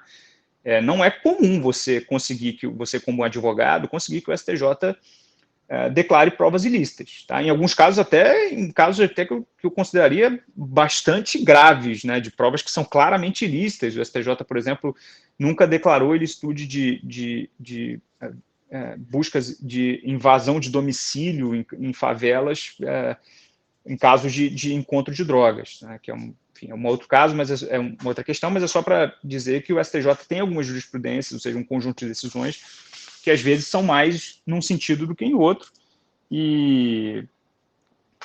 enfim, eu acho que esses dois parâmetros juntos ajudam a gente a pensar a decisão da STJ. É uma decisão perfeitamente aceitável do ponto de vista jurídico em relação ao seu conteúdo e a sua fundamentação. Por outro lado, é uma decisão que não é comum, não é tão comum. Ela acontece, mas não é tão comum, tá? E aí o público tira suas próprias conclusões em relação a se acha que houve ou não houve alguma coisa estranha nessa decisão específica. Outro inquérito afetado por essa mudança na estrutura do MP, João, é o que apura as execuções da vereadora Marielle Franco e de seu motorista, o Anderson Gomes. Nós vamos destrinchar também esse tema, João, mas eu queria primeiro saber de você os efeitos provocados pelo fim do GAEC nessa investigação. É um caso repleto de indefinições, perguntas sem resposta. Não é uma temeridade você mexer na estrutura investigativa desse processo? No início do ano, o próprio procurador Luciano Matos já havia efetuado uma redução na equipe do GAECO, que antes tinha 28 profissionais, passando para apenas 6, o que provocou a saída da promotora Simone Sibilho da investigação. A elucidação desse crime bárbaro corre risco, João?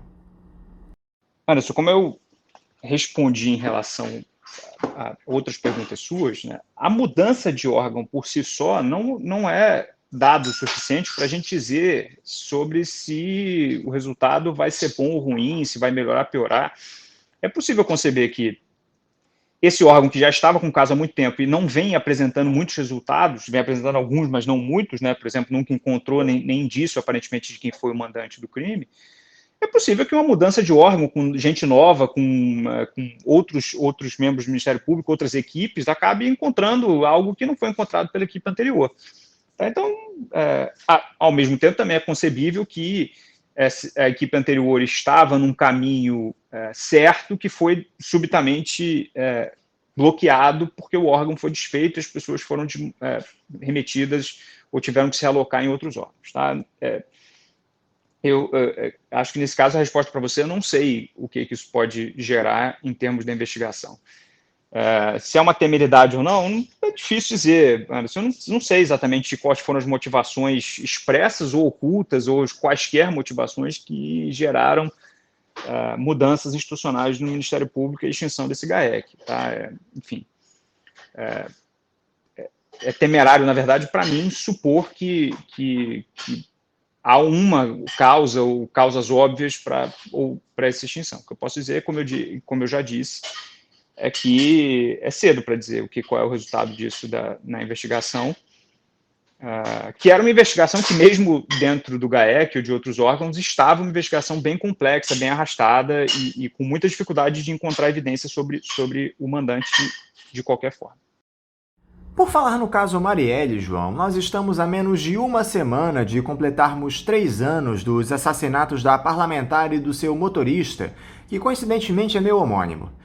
Quase 3 anos sem sabermos quem mandou matá-los. Há 2 suspeitos de executarem o crime presos: o policial militar reformado Rony Lessa e o ex-policial Elcio Queiroz, que devem ir à júri popular em breve. Nesses quase 3 anos, já houve várias linhas de investigação. Chegaram a suspeitar do ex-vereador Marcelo Siciliano como mandante. Já quiseram federalizar as apurações, mas o caso segue sem uma solução. Eu gostaria de uma avaliação sua para esse episódio, João.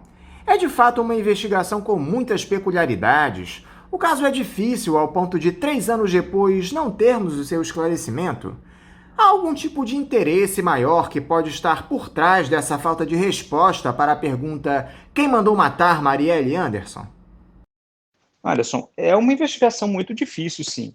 É uma investigação que envolve não só identificar quem puxou o gatilho, que talvez seja mais fácil, porque pode envolver testemunhas oculares e câmeras e outros meios de identificar pessoas, mas especialmente identificar quem são os mandantes é algo muito difícil de fazer. E basta você pensar que esses crimes têm características similares a homicídios determinados por milícias, especialmente em zona oeste do Rio de Janeiro, e esses crimes, como parece que na maioria das vezes são feitos e orquestrados por pessoas que têm treinamento e ligação ou ex-ligação com órgãos de segurança pública, são crimes que são executados de uma forma muito cuidadosa, com uso de capuz, com uso de armas clandestinas, com uso de carros com placas frias, em locais em que há poucas imagens, são crimes que envolvem planejamento. Enfim, basta pensar que, se for verdade que esse Rony Lessa foi o executante, um dos executantes do homicídio, esse Rony Lessa, salvo o melhor juízo, foi policial do Batalhão de Operações Especiais, recebeu todo o treinamento que qualquer policial recebe, tinha um arsenal de armas dentro de casa e tinha acesso a uma série de recursos para tornar a execução desse crime mais difícil para ser investigado no futuro. E, repito, isso sem falar no mandante, que aí é mais difícil ainda porque toda a prova é indireta, né? O mandante pode sempre, a não ser que seja pego, sei lá, numa interceptação telefônica dizendo mate ou fez bem em matar como eu mandei, o que não é comum, ainda envolve toda uma necessidade de buscar provas indiretas através de testemunhas, enfim. E para o seu ouvinte, talvez, traçar um paralelo, né, fora do Brasil, né, nos Estados Unidos, a cidade de Nova York, que é muito famosa no mundo todo e é um destino que muita gente gosta de ir, até a década de 80, é uma cidade dominada, em muitos aspectos, por máfias, especialmente no mercado imobiliário, tá? Inclusive de forma até mais, vamos dizer, mais ampla do que as nossas próprias milícias no Rio de Janeiro, que tem uma atuação geográfica muito restrita. As máfias dominavam o mercado imobiliário nova-iorquino de forma ampla e dominavam também bairros, mesmo em lugares relativamente nobres da cidade, como o sul de Manhattan, né? E essas organizações de mafiosos só foram começar a ser desmanteladas a partir do momento em que um mafioso chamado John Gotti resolveu começar a delatar por qualquer motivo. Finalmente conseguiram um delator que começou a explicar como é que funcionavam os esquemas, quem é que mandava o quê, onde encontrar as provas. E esse delator, esse colaborador aqui, começou a permitir que finalmente o sistema de justiça criminal nos Estados Unidos, naquele caso o sistema de justiça criminal federal em Nova York, pudesse realmente desmantelar essas organizações, tá? Então, ou seja, os mafiosos dominaram durante anos mercados amplos numa das cidades mais importantes do mundo e os órgãos de justiça só conseguiram pegá-los porque um mafioso, principalmente, não foi só por isso, mas tudo começou quando um mafioso resolveu quebrar o código de silêncio, delatar os seus colegas e explicar como é que funcionavam os esquemas, tá? Então, esse tipo de investigação desse tipo de caso sofre com uma complexidade interna e com limitações que não dependem, às vezes, só da atuação de quem está investigando ou mesmo da vontade de encontrar os autores do crime. Que tipo de lição, João, pode se tirar desses quase 3 anos de impunidade do caso Marielle Franco? Os órgãos de investigação têm algo a aprender com essa desordem que se deu e se dá nesse processo? Anderson, eu confesso que essa, de todas as perguntas que você me fez, é a mais difícil de responder. Porque eu não sei se tem muitas lições a aprender nesse caso. Uma das lições é que, e essa não é uma lição para os órgãos de segurança, talvez uma lição para todos nós, cidadãos e cidadãs, é que não é tão fácil quanto a gente pensa encontrar autores e autoras de crimes que são bem planejados, mesmo crimes bárbaros e absurdos, envolvendo incluindo o homicídio de uma vereadora eleita, da segunda maior cidade do Brasil. É uma investigação difícil, mesmo que tudo tivesse corrido bem, poderia não ter dado, poderia ainda estar numa situação de indefinição quanto aos mandantes, como está agora, né? Houve uma série de eventos complexos e talvez pouco explicados, como envolvimento de delegados de Polícia Federal na investigação de forma mal explicada, trocas de investigadores da Polícia Civil e do Ministério Público em circunstâncias também que provavelmente envolvem histórias de bastidores que a gente não conhece. Mas mesmo que não tivesse nada disso, são investigações muito difíceis de fazer. Proteger a democracia é muito difícil se há uma cultura política de tipo mafioso. Aliás, nisso a gente deve, né, hoje o deputado federal Marcelo Freixo talvez tenha sido um dos primeiros a apontar, com quem, aliás, a Marielle Franco trabalhou como assessora quando ele era deputado estadual no Rio de Janeiro, começou a apontar o quão poderosas essas milícias de tipo mafioso podem ser no amoldamento da política e do funcionamento das instituições, e como nós temos enfim, como Estado, temos poucos meios para limitar isso pela via da punição, né? Pela via da punição. Simplesmente encontrar e punir pessoas ligadas a essas milícias tem pouco efeito se isso não gera uma mudança sistêmica em relação à cultura política e ao funcionamento das instituições em geral. E eu acho que é isso que deve ser a nossa principal preocupação, não exatamente a impunidade do caso Marielle, que nós temos que lamentar, evidentemente, porque era uma vereadora, de novo, uma vereadora eleita da segunda maior cidade do Brasil, e nem toda, essa frase não é minha, mas nem toda vida vale a mesma coisa, mas nem toda morte tem o mesmo significado, e essa morte é muito significativa, mas eu acho que ela é mais significativa, ela é menos significativa em relação à suposta impunidade que supostamente é geral no Brasil. A gente poderia conversar um programa inteiro sobre isso, não acho que seja bem assim, o que eu acho há uma impunidade seletiva em relação a determinados crimes, mas essa impunidade seletiva em relação ao crime de homicídio, especialmente quando ele é planejado e como parte de uma atuação de tipo mafioso, isso deve ser a nossa principal preocupação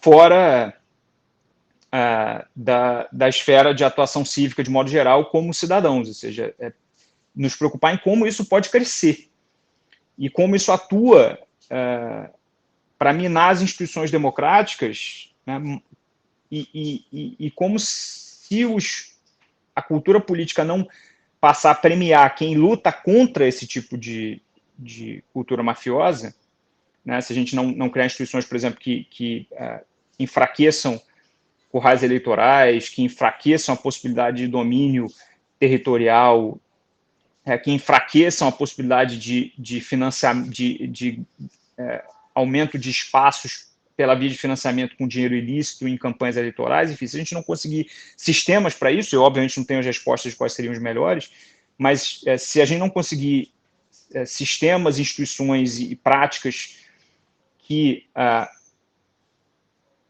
enderecem, que resolvam este problema, a gente vai ter anos futuros muito difíceis, como nós já estamos tendo no Brasil como um todo. Para encerrar, João, eu queria te ouvir um pouco a respeito da ação do nosso judiciário diante desse caos que é a pandemia de Covid-19 e os absurdos cometidos pelo presidente Jair Bolsonaro, que atenta contra a vida de milhares de brasileiros ao negar a gravidade da doença. O Supremo Tribunal Federal não tem atuado de maneira muito tímida para frear esse projeto genocida do ex-capitão, João? Eu não sei se você vai gostar muito dessa resposta, não porque eu não acho que o presidente da República tem uma política completamente equivocada e absurda em relação à pandemia, né, que começa com esses discursos insensíveis, desconexos e grosseiros em relação às perdas que nós temos pela pandemia, e passa principalmente por uma descoordenação absoluta dos órgãos de governo, quer dizer, cada um faz o que dá na telha e tudo que o presidente da República parece fazer é ficar dando entrevista defendendo posições sem base científica. A última agora é a tal do spray nasal, que ainda não tem nem pesquisas avançadas em relação à sua eficácia, né? Antes era cloroquina, enfim. Mas eu, na verdade, acho que o Supremo Tribunal Federal tem feito demais, tá? E o Judiciário em geral. Eu acho que, talvez até compreensivelmente, diante dessa descoordenação total do Poder Executivo Federal, o Judiciário procure chamar para si o Supremo Tribunal Federal, se acha responsável por tentar fazer o que cabe ou que é possível para ele como órgão, para limitar as ineficiências decorrentes da falta de atuação e da atuação desastrada do Poder Executivo. Mas isso cria um precedente muito complicado, na minha visão, que é o precedente de que o Supremo Tribunal Federal galga para si poderes que ele não deveria ter. O Poder Judiciário não é feito para governar, o Poder Judiciário é feito para limitar abusos dos governantes. É outra coisa, né? Em direito, a gente diz que o Poder Judiciário tem uma atuação contra-majoritária, né? Exatamente porque os juízes não são eleitos, eles são nomeados e aí são nomeados no Supremo Tribunal Federal. Em outras instâncias, eles são aprovados por um concurso público de provas e títulos, então não tem nenhuma ingerência política sequer na nomeação, no seu acesso à carreira.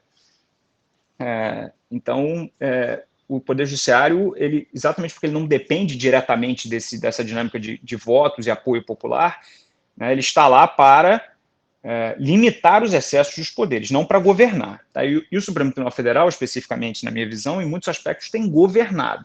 De novo, num momento de crise desse, a gente até pode relativizar algumas dessas decisões, porque são a última possibilidade, são últimos recursos aí possíveis, né, para permitir, por exemplo, na decisão que deu poder aos estados para definirem suas próprias políticas de restrições de movimento e de abertura de espaços públicos, espaços privados abertos ao público, e determinando que o presidente da República não tinha poder sobre isso.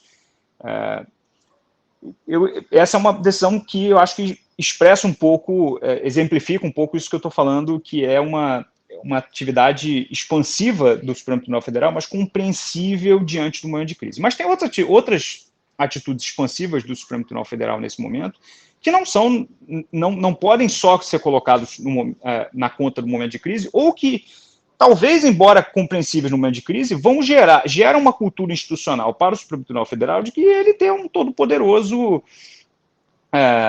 e é uma cultura que é muito preocupante, me parece. Tá? Eu cito como exemplo decisões como prisões determinadas por ministros sem o consentimento inicial do resto da corte, esse inquérito das fake news, não por causa do conteúdo, as fake news são graves e, enfim, essas atuações desses apoiadores do presidente da República são atuações aberrantes, mas a forma como isso está sendo combatido pelo Supremo Tribunal Federal, com um inquérito que foi determinado pelo próprio Supremo Tribunal Federal, controlado por ele, que ele decide prender, abrir, fazer o que quiser, para mim é um exemplo extremo de como o Supremo Tribunal Federal tem assumido uma série de poderes que numa democracia estável não deveria ter.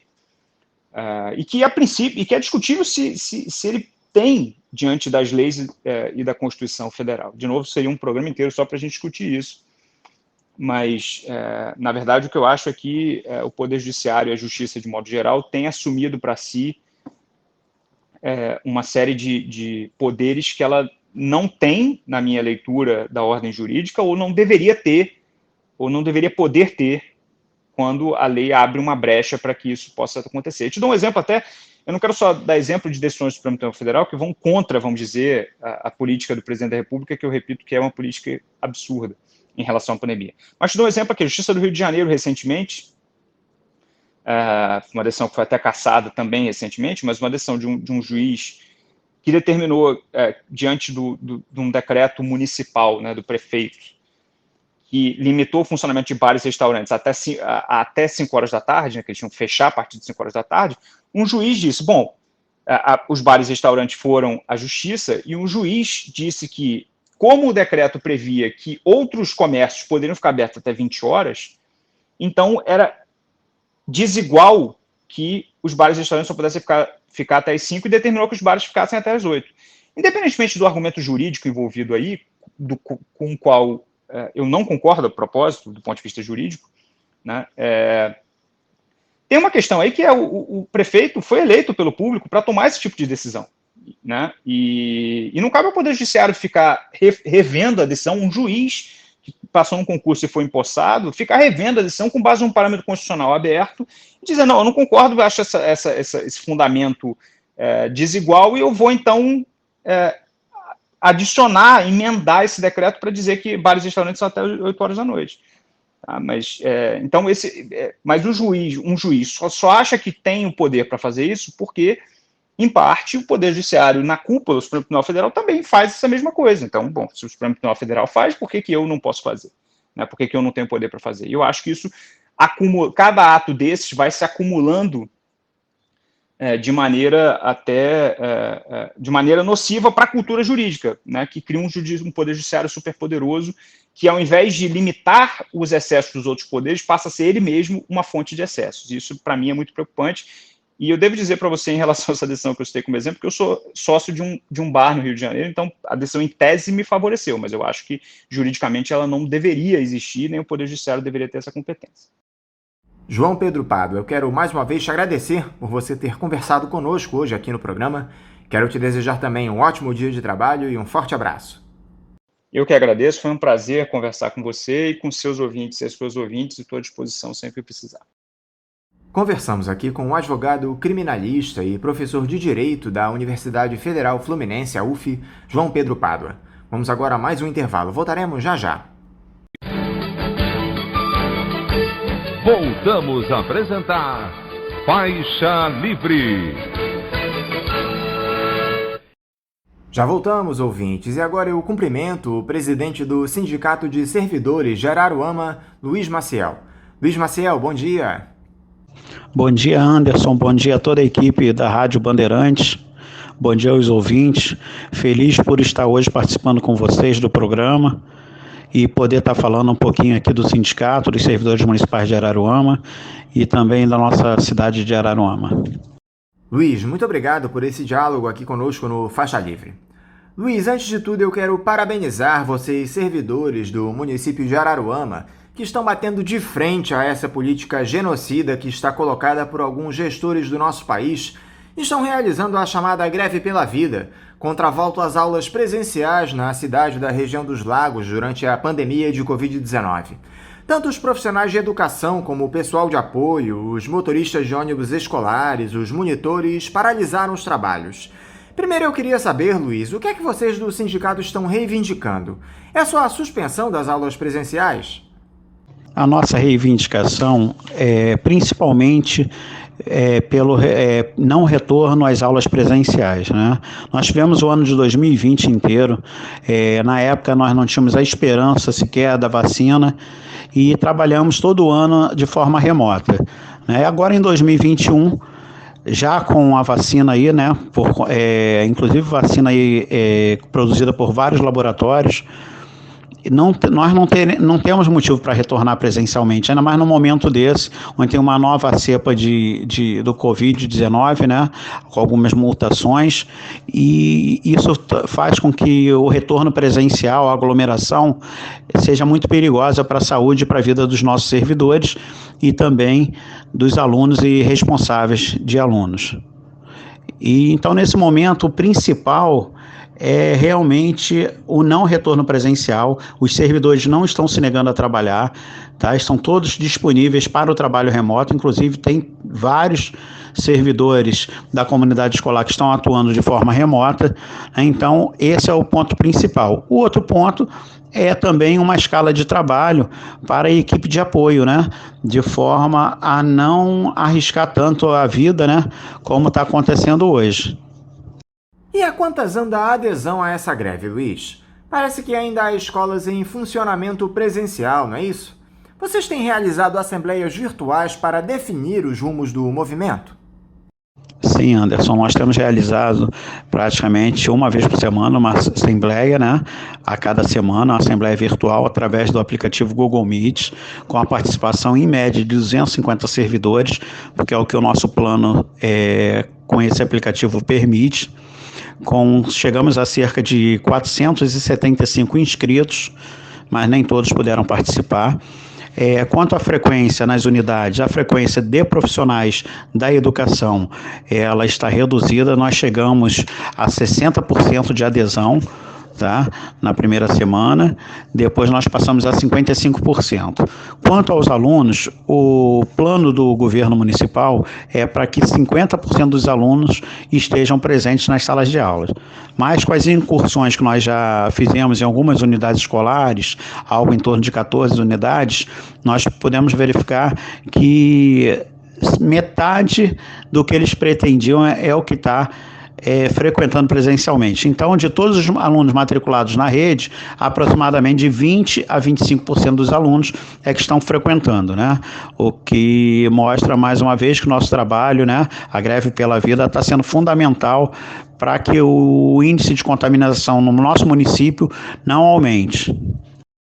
O que a Prefeitura de Araruama alega, Luiz, para manter essas aulas presenciais em um momento em que as mortes pelo novo coronavírus batem recorde no nosso país? Na verdade, Anderson, a Prefeitura não tem retornado os nossos ofícios. São dezenas de ofícios encaminhados à Secretaria de Educação do município de Araruama, dezenas de ofícios encaminhados ao gabinete da prefeita Lívia Belo. Temos também ofícios encaminhados à Secretaria de Saúde, ao Conselho Municipal de Saúde, ao Conselho Municipal de Educação. Encaminhamos vários ofícios à Câmara Municipal dos Vereadores, na Comissão Permanente de Educação. Encaminhamos denúncias e ofícios ao Ministério Público do Trabalho, ao Ministério Público do Estado do Rio de Janeiro, à Defensoria Pública. O município não retorna, falando o real motivo para eles insistirem na manutenção das aulas presenciais. Infelizmente, o diálogo não foi aberto por parte do Poder Executivo local. E quais são as condições de segurança sanitária nessas unidades de ensino de Araruama, Luiz?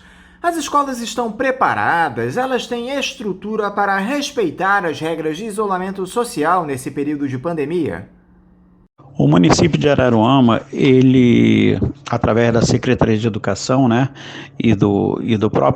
da própria chefe do Poder Executivo, eles publicaram um protocolo de retorno às aulas presenciais. E, infelizmente, esse protocolo não está sendo seguido, cumprido em sua totalidade. Nós fizemos, como falei anteriormente, várias incursões, né, visitas às unidades escolares, e as duas últimas visitas, por exemplo, foram feitas com a participação de 2 membros da Comissão Permanente de Educação da Assembleia Legislativa do Estado do Rio de Janeiro, onde tanto a nossa comissão do Comando de Greve, né, do Sindicato dos Servidores Municipais, como a comissão enviada pela LERJ, nós podemos verificar que não estão sendo cumpridas. Nós identificamos alunos sem máscara, nós identificamos tapetes de higienização secos, sem os produtos. Esses tapetes eles são utilizados normalmente na entrada das unidades escolares e também de um setor para o outro dentro da própria escola. Então, tapetes secos. Nós identificamos banheiros de servidores e de alunos sem papel higiênico, sem papel toalha, sem sabonete líquido e também sem álcool gel. Nós identificamos alunos fazendo a sua merenda, a sua refeição, tanto no refeitório quanto nas salas de aulas, sem o devido distanciamento, mesmo que esse distanciamento esteja marcado nas mesas, mas a gente sabe, o próprio adulto não se previne, ainda mais as crianças e os jovens, né? Então foram várias as irregularidades, bebedouros funcionando normalmente, sem um servidor, sem um funcionário exclusivo para cuidar desse bebedouro, né? De forma que, mesmo que o bebedouro tenha a torneira, o aluno tem contato manual com a torneira. Então são várias questões. A Secretaria Estadual de Educação, o próprio governo do estado, Luiz, já tentou estabelecer um diálogo com a Prefeitura de Araruama e com vocês do movimento grevista para tentar encontrar uma solução a esse impasse? A Secretaria de Estado de Educação, em relação ao sindicato e ao comando de greve, não houve contato, tá? Em relação à Prefeitura, eu não sei, porque não existe transparência por parte da Prefeitura, né? Assim como não existe o diálogo. O que nós conseguimos, né? Quem entrou em contato conosco, como eu falei anteriormente, foi a Comissão de Educação da Alerj, através do mandato do deputado estadual Flávio Serafini. Nós tivemos contato também em reunião online e estamos recebendo o apoio da assessoria da deputada federal Jandira Fegali e também da deputada estadual enfermeira Rejane. Nós estamos tendo o apoio do professor Márcio Franco, que é representante do Simpro Rio, já esteve à frente do CEP Rio, faz parte de algumas da imprensa, né? Parte da imprensa, e entre outros mais. Agora, dentro do nosso município mesmo, por exemplo, a própria Câmara dos Vereadores, que deveriam estar fiscalizando e deveriam ter participado da confecção desse protocolo de retorno presencial às aulas, não nos deu nenhum posicionamento. Como eu falei anteriormente, nós já oficiamos Ministério Público, Defensoria Pública, Câmara, conselhos, e até o momento sem muita resposta. Quem nos respondeu prontamente desse grupo aí de autoridades foi a Defensoria Pública, que após alguns dias do nosso contato, eles inclusive lançaram um formulário a nível estadual para estar recebendo as denúncias da população em relação às unidades escolares de todo o estado do Rio de Janeiro, onde eles apontam que Araruama está entre os municípios que foram denunciados. Agora, você acredita que essa greve dos servidores em Araruama possa se expandir para outras cidades do interior do Rio? Já há diálogos nesse sentido entre os sindicatos, Luiz? Sim, Anderson, o que acontece? Nós fomos pioneiros nesse momento, infelizmente, né? Nós fomos os pioneiros na greve pela vida aqui na região dos Lagos, que também é conhecida como Baixada Litorânea 2. Já tem municípios que após, nós iniciamos a greve no dia 8 de fevereiro, né? Nós estamos hoje, ontem nós completamos, um mês, né? Já tem municípios que aderiram à greve também. A gente tem trocado ideias com representantes de outras entidades sindicais. Nós temos, por exemplo, em Maricá, o Cineduc, que iniciou a greve no dia 1º passado. Nós estamos mantendo contato com a direção e o jurídico deles. Nós temos informações que São Pedro da Aldeia, através do CEP Lagos, também já iniciou uma movimentação. Saquarema, através do CEP Costa Litorânea, também já aprovou em assembleia a paralisação, a greve em Saquarema. Macaé, apesar de estar fora aí da Baixada Litorânea 2, me parece que o executivo de Macaé já voltou atrás na questão retorno presencial às aulas. Cabo Frio iniciou essa semana, ou ia iniciar o retorno presencial, mas me parece que já está tendo um movimento lá também, voltado à paralisação. Então, a região dos Lagos, né, apesar de ter começado aqui em Araruama, a região dos Lagos já está também, os outros municípios já estão dando início também a essa movimentação. Agora, Luiz, como é que o município de Araruama, como é que o prefeito tem lidado com os casos de Covid-19 nas instituições de ensino? Eles têm dado transparência a isso, os casos tanto de alunos como de professores nas unidades de educação? Com o retorno às aulas presenciais, né, e a questão da pandemia, que aumentou muito esse ano também, com essas variantes, o que aconteceu? Nós aqui do sindicato, nós preparamos alguns formulários, né, inclusive formulário de denúncias, para que os servidores possam estar denunciando qualquer tipo de assédio e também denunciando casos suspeitos ou confirmados de contaminação pelo Covid. E com isso o que nós conseguimos perceber é que quase que 10 denúncias diárias, nós estamos recebendo praticamente 10 denúncias diárias sobre a questão do assédio, né?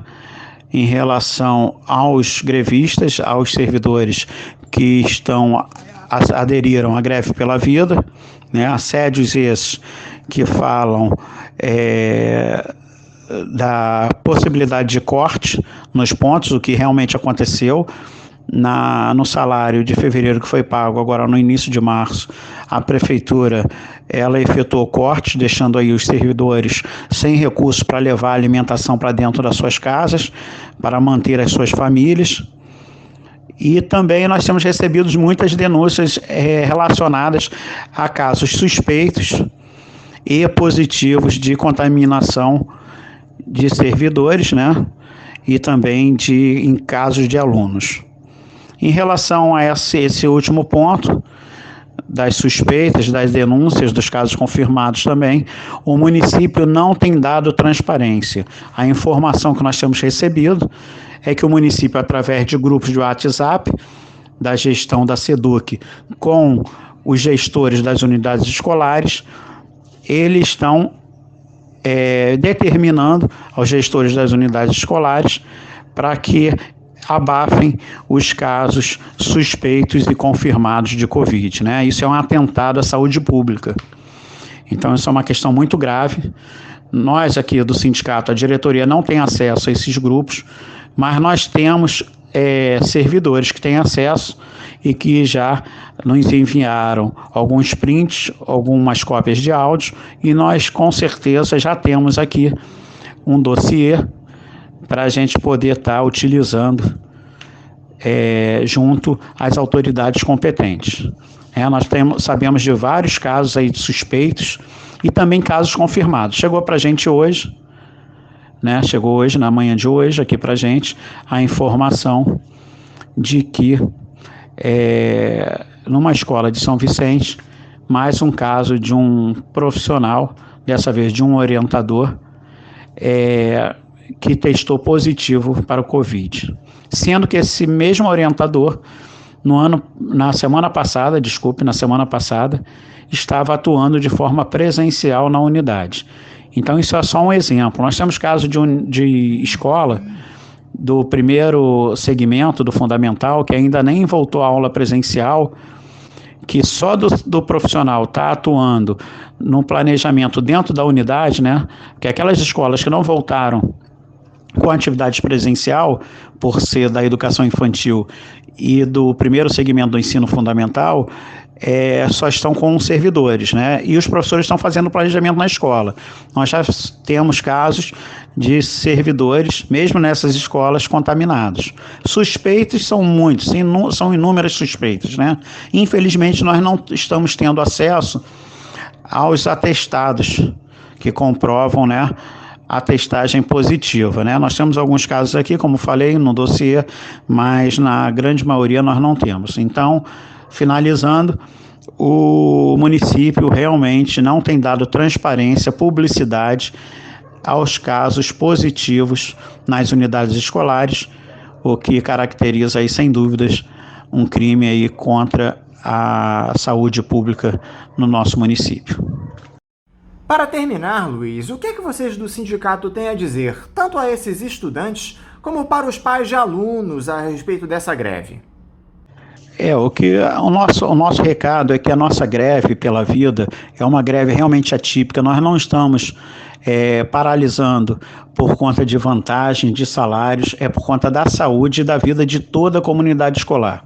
A comunidade escolar ela engloba desde o profissional que cuida da limpeza da unidade escolar, passando pelos professores, pelos orientadores, passando inclusive pelos diretores, passando também pelos motoristas dos ônibus escolares, pelos monitores dos ônibus escolares e também pelos alunos e os seus responsáveis. Tem muitos alunos que têm em casa como responsáveis pessoas do grupo de risco, idosos, né, pessoas com comorbidades, e aí todos nós vamos estar atuando como vetores do Covid, né, como transmissores do Covid, transportes para o vírus.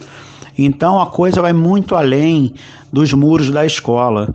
A gente sabe que todo retorno, todo início de ano escolar, né, aumenta muito a movimentação nas cidades. O transporte público coletivo, através dos ônibus, ele fica cheio, através das vans também lotadas, os pontos de ônibus ficam cheios, a movimentação de veículos nas vias públicas e de pessoas aumenta muito.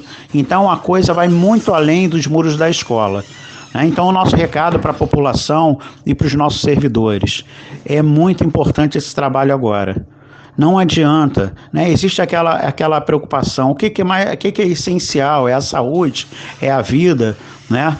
É a educação? O essencial é a vida, sempre será a vida e a saúde. No outro dia estava falando, eu nunca vi morto estudar.